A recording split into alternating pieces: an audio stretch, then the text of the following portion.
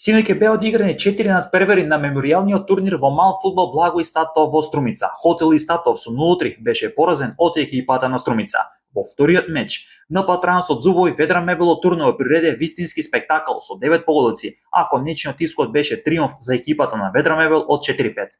Амза беше двоен стрелец, а по еден гол постигна Стојановски и Тодоровски за НП Транс, додека пак за Ведра Мебел двојни стрелци беа Дурмишов, Бојчевски, а еден гол даде Пацарски.